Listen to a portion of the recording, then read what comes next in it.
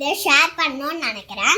நாங்கள் எந்த மலைக்கு போனாலும் பக்கத்தில் இருக்கிற ஃபாரஸ்ட் ஆஃபீஸர்கிட்ட பர்மிஷன் கேட்டுட்டு போவோம்.